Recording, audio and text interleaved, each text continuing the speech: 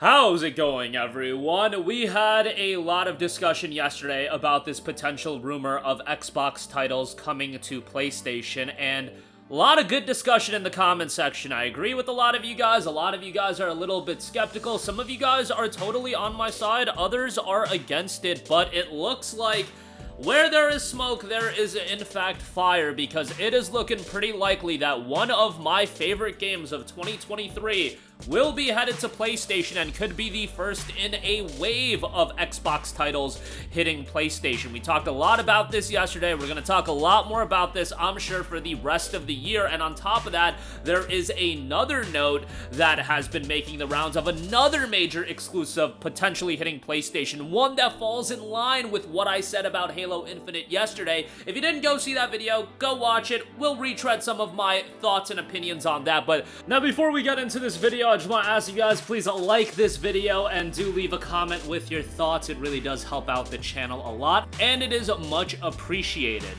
Let's get right into it. First up, right off the top, Hi-Fi Rush has been rated on the Australian classification board. Guys, when this happens, and this is, by the way, for a PlayStation 5 version of the game, when this happens, 99.9999999, how many nines can we add? A lot of them.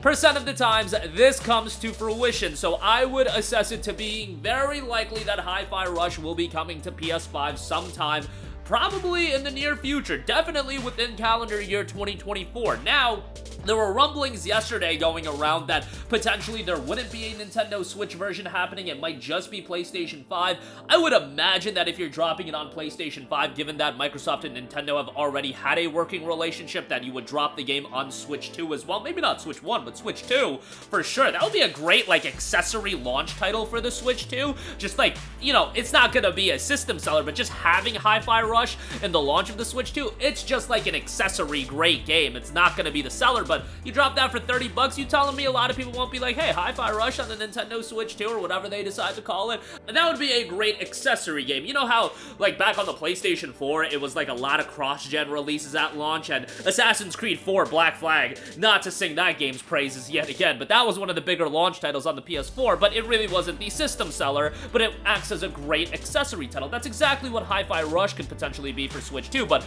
on PlayStation 5, I think it would just do very well, just because that audience, I think the game would very much resonate with it. And I was vocal about the fact that it was one of my favorite games of 2023. Maybe not in the, like, when I often say game of the year of 23, it probably isn't in my top tier, like, in the mix, although maybe it is. Like, I will put Hi-Fi Rush, and people might think I'm crazy for this, but I personally enjoyed Hi-Fi Rush more than like a Hogwarts Legacy, and I really liked Hogwarts Legacy. Obviously two totally different games, but if I was to rank it, Hi-Fi Rush would be higher on tier 2 than Hogwarts Legacy would be for my game of the year, if we want to talk about that. So the fact that this game potentially is coming to PlayStation, it's looking pretty damn likely. I'm very excited about that. I'm excited about the fact that this game came out of nowhere. It was a little bit of a stealth release. I don't know how it did commercially, but critically, it was very well received. The people that played it loved it. Obviously, it was on Game Pass, so you can't really assess sales numbers that way anymore, but it seemed like a lot of people really loved it, and it was gonna be a game that, you know, as a stealth release, and the style of game that it is, may not resonate at a super high level, but it seemed to do well enough, and opening it up to PlayStation, potentially Switch, that'll open the game up to a larger audience, and hopefully at some point we will get a sequel for that game as well. Look, Tango Gameworks is always going to do their horror game stuff and whatnot. Shinji Mikami is going to do his horror stuff, but I am very much excited about the fact and potential of a Hi-Fi Rush 2 and Tango doing that as well. So we'll see if that comes to fruition. I think there's a lot of potential in that. And again, I think the game can reach another audience when it comes to PlayStation and potentially Switch 2. I do question the fact, like, is this going to be a standard practice? It is certainly going to be case-by-case basis, much like it was with PlayStation and their PC game releases. Look, you see games like Horizon Forbidden West make a relatively quick turnaround. 2 years is the kind of window that PlayStation is going for with their PC release. And then you have, like, Ghost of Tsushima. People are begging, clamoring for that to come to PC, and how long has it been? It's approaching 4 years since Ghost of Tsushima dropped, and that still hasn't gotten a PC announcement. So, obviously, it's going to be a bit of a case-by-case basis. We'll see how they ultimately do with their other titles, but The fact that this is happening obviously is a foot in the door for a lot of other cool stuff to happen, and I've always been saying I want games on all platforms. I saw a lot of rhetoric in the comments section and a lot of discussion being like, guys, we need exclusives. We need exclusives on the platform. I say, you know, F the exclusives, put it on all platforms. I get it from a business standpoint. You gotta, you know, exclusives do have their benefits, and all of these companies have different goals. You know, Xbox is very much pushing Game Pass, and while PlayStation has PlayStation Plus Extra and whatnot, that's not a unified push for Sony. That's just an aspect of PlayStation. Their ultimate goal is to sell you the console and get you in their ecosystem. They can make some back-end revenue off the PC ports and whatnot, and I do question whether or not, you know, a 2-year delayed release for a Spider-Man or something like that on Xbox, that could be fascinating as well, but Sony hasn't seemingly looked at that route yet, where Microsoft is seemingly looking at that route, and I think it makes all the sense in the world, not just for Hi-Fi Rush,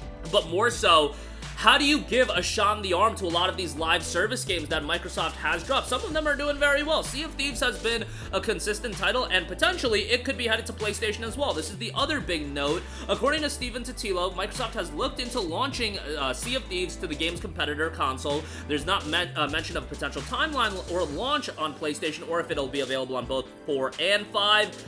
Sea of Thieves, again, a live service game, a game that really relies on having a consistent user base, and it's done fairly well, but I think this is the perfect style of game. Yo, drop it on PlayStation. Are people buying an Xbox just for Sea of Thieves? Sea of Thieves is the platform, and I saw somebody make a comment of that on yesterday's video where they had heard a quote that in the future, it won't be the consoles as the platform, it'll be the games themselves as the platform, and that's not going to be a case for every game, but for a lot of games, specific games like a Sea of Thieves, like a Halo Infinite, those games act as their own platform. Sure, there might be a little bit of those games push consoles as well, but for a lot of it, those games are trying to be these monetizable experiences for the long haul. Well, how do you enhance their monetizability, if that's a word, by having those games available to as many people as possible? And you look, and I mentioned this yesterday, and I feel like it is so true.